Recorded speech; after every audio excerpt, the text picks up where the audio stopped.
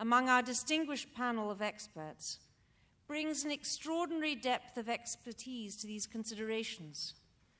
Judy is currently a contributor to Fox News, as well as an adjunct fellow at the Manhattan Institute. She is the author of 4 books.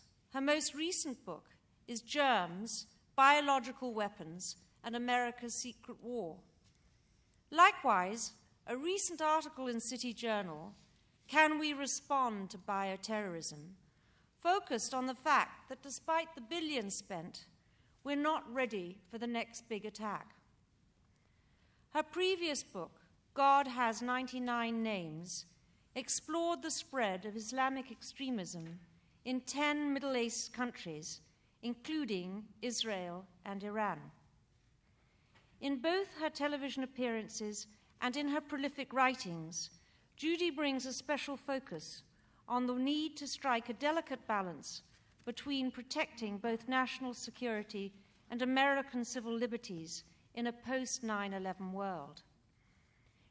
Judy will be introducing our panel. Missing in action, but on his way to join us, is Steve Flynn from the Council of Foreign Relations, who is the Senior Fellow at the Council on Homeland Security.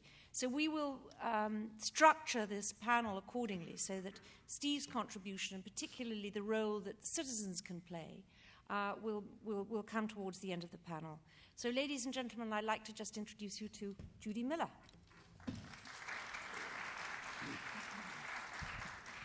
Thank you, Amanda, and thank you, Frank, and thanks to the Sloan Foundation for helping put on today's forum, which is one of several events being held in Washington, New York, and elsewhere to publicize the results of this report. If terrorists detonate a nuclear bomb or unleash another anthrax or a chemical weapons attack on Manhattan or the nation's capital tomorrow, this time we will not be able to say that we have not been warned.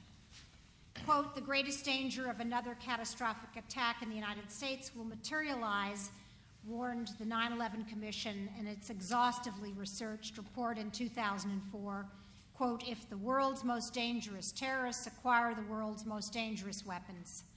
Now, 4 years later, last December, the 9/11 Commission's offspring, the report on the Commission of the Prevention of WMD Proliferation and Terrorism, gave us an even gloomier national security prognosis. Quote, it is more likely than not that a weapon of mass destruction will be used in a terrorist attack somewhere in the world by the end of 2013, the Commission report begins.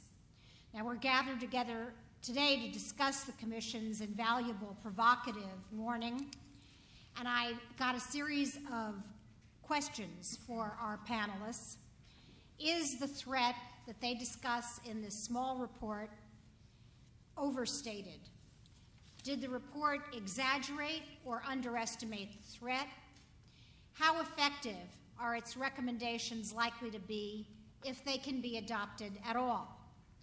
Now, the Commission's report raises a host of related questions for us on this panel.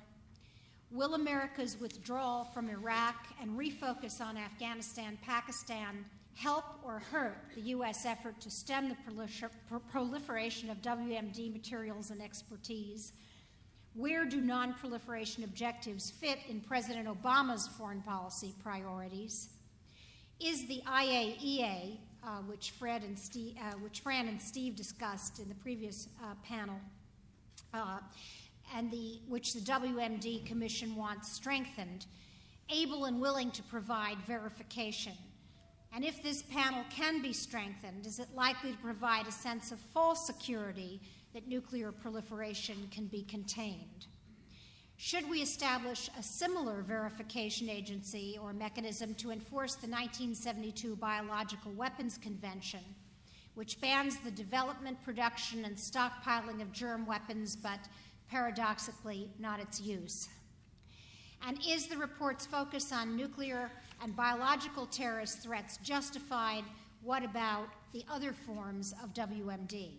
Now, with me to discuss this today are a truly distinguished group of experts who will do most of the talking, I'm happy to say. So I want to just give you a line, since I assume all of you can read on, on who they are and why they're here. First, Major General Donna BARBISCH, the former DOD Director of the Chemical, Biological, Radiological Nuclear Program, Integration Program. And she has had a wide variety of assignments and active and reserve duty, ranging from Vietnam to the Pentagon. And she will be speaking to us today as the president of Global Deterrence Alternatives in Washington, D.C., which is a strategic planning organization that provides policy and program integrating solutions related to national security threats. Steve FLYNN, who is on his way here, as you heard, is a senior fellow for counterterrorism at the Council on Foreign Relations, and he has written The Edge of Disaster, Rebuilding a Resilient Nation. He is also the author of America the Vulnerable, and prior to that, he was an advisor on Homeland Security for the U.S. Commission on National Security. That's the Hart-Rudman Commission. He will, I hope, be joining us before this panel ends.